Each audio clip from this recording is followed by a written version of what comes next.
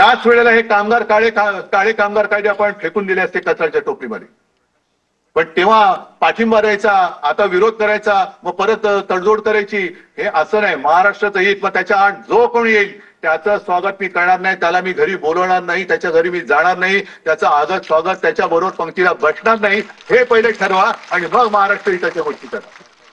बाकी आमच्यातली भांडणं मी आज सांगतो की काय भांडणं माझ्याकडनं नव्हतीच, कोणाशी मिटून टाकली, चला, पण पहिले हे ठरवा महाराष्ट्राचं हित.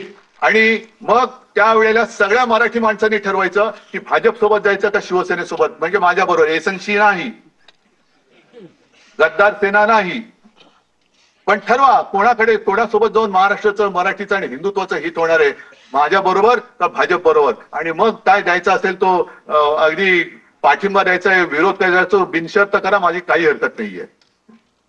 महाराष्ट्राचं हित ही एकच शर्त आहे माझी. पण मग बाकीच्यांना, या चोरांना दाटी बेटी आणि कळत नकळत पाठिंबा किंवा त्यांचा प्रचार करायचा नाही. ही पहिली शपथ घ्यायची छत्रपती शिवाजी महाराजांची आणि मग टाळी देण्याची हळी द्यायची.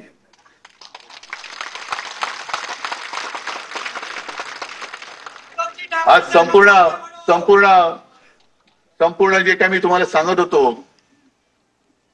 की महाराष्ट्राची संस्कृती मारली जाते आहे ना, मी अनेकदा सांगतोय, परत सांगणार, ही रामाची भक्ती आम्हाला भाजपने नाही शिकवायची. मी गेल्या वर्षी 23 जानेवारीला जेव्हा नाशिकला कार्यक्रम झाला तेव्हा काळाराम मंदिरात गेलो होतो आणि नंतरच्या सभेत मी सांगितलं होतं की आम्हाला भाजपा मुक्त राम पाहिजे. पण नाही तर तेच होत आहे, रामाला भेटताना तुम्ही कशाला बडव्यांसारखे मरे पाहिजे भाजपवाले. आम्ही आणि राम आमचा आहे ते बघून आमचं नातं आहेच, तुम्ही कोण सांगणार आहे आम्हाला. त्याच्यामुळे जय श्रीराम आम्ही बोलू, पण तुम्हाला जय महाराष्ट्र, जय शिवराय, जय भवानी बोलावंच लागेल. तर महाराष्ट्रामध्ये राहा, नाही तर तुमच्या कुठे गावी जायचं तर निघून जा.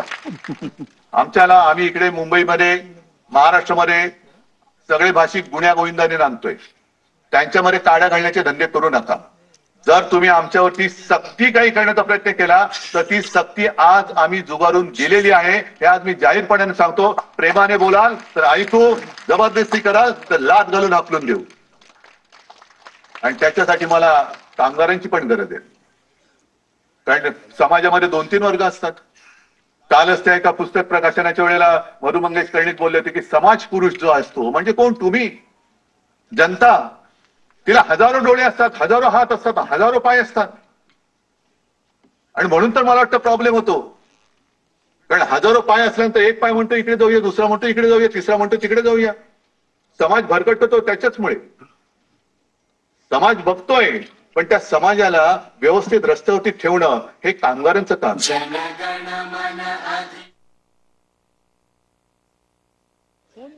पण भाजपवाला हे करेल आणि उद्या परत बातमी येणार, मध्येच राष्ट्रगीत सुरू झालं, जरा बघा कोण नको तिकडे बोट घालू नका.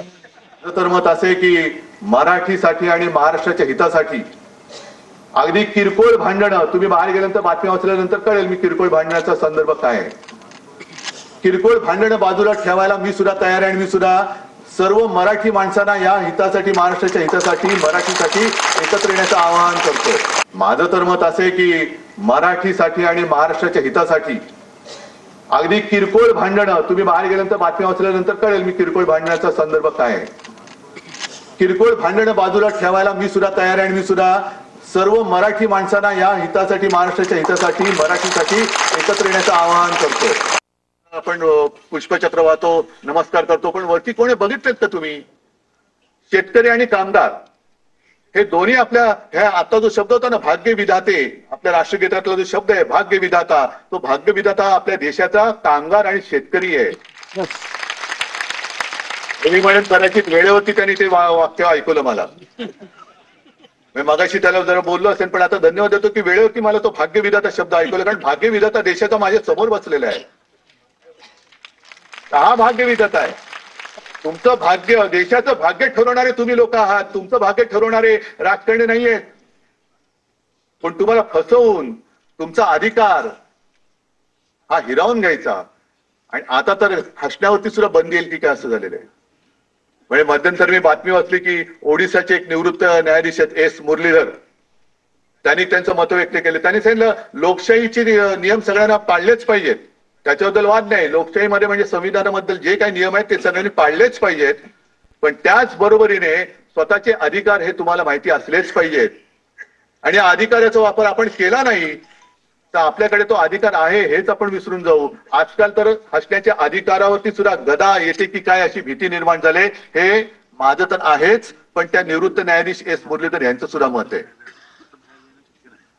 तर हे अधिकार तुम्ही करायचे, गाजवायचे, जागृती तुम्हाला आणायचे.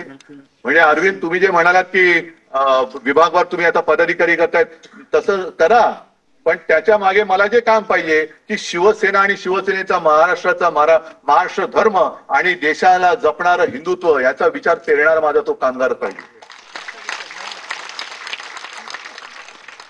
त्यांच्या सुद्धा बैठका झाल्या पाहिजे. प्रत्येक वाड्या वस्त्यांमध्ये, प्रत्येक कंपन्यांमध्ये आपण काय करतो आहोत. जसं आता एक एक एक एक एक RSSच्या गोष्टी बाहेर यायला लागल्या की यांचं गुप्त यांची शिबिरं चालतात. चिंतन शिबिर, कुंतन शिबिर, नाही मन चिंतन शिबिर, मनन शिबिर, त्याच्यामध्ये नेमकं चालतं काय. मग आपण आपले जे काही विचार आहेत हे आपण दिले नाही तर आणखीन दुसरं कोण देणार. आणि मग एवढं सगळं विचित्र झालेलं आहे की सोशल मीडिया असेल, अमुक मीडिया असेल, या सगळ्या गोष्टीला मुकाबला करत करत आपल्याला खरं जे काय आहे ते जनतेसमोर बेधडकपणाने मांडणं हे आपलं काम आहे. तर तो खरं शिवसैनिक. आणि मला खात्री आहे की जेव्हा एखादी संघटना म्हणजे तुमच्यासारख्या अनेक, आता ही शिवसेनेची म्हणा, कामगार सेनेची म्हणा, ही कितवी पिढी, पण एखादा विचार जेव्हा पहिल्या पिढीतून दुसऱ्या पिढीत, दुसऱ्या पिढीत पुढच्या पिढीत जातो तेव्हाच तो विचार अमर असतो, तेव्हाच त्या विचाराला अमरत्व प्राप्त होतं. आणि तसं शिवसेना प्रमुखांनी आणि अगदी माझ्या आजोबांनी दिलेला विचार आज सुद्धा पुढच्या पिढीला आपला का वाटतो, कारण त्या विचारामध्ये काहीतरी जीव आहे, त्या विचारामध्ये काहीतरी तेज आहे, काहीतरी प्रेरणा आहे, आणि तोच विचार हा आपला प्राण आहे, हा आपला प्राण आहे. म्हणून आपण म्हणतो ना, जीव गेला तरी बेहत्तर, अजिबात घालवायचा नाही. जो जीव घ्यायला येईल त्याचा जीव गेला तरी बेहत्तर, पण मी लढेन लढेन आणि लढेन. जय हिंद, जय महाराष्ट्र.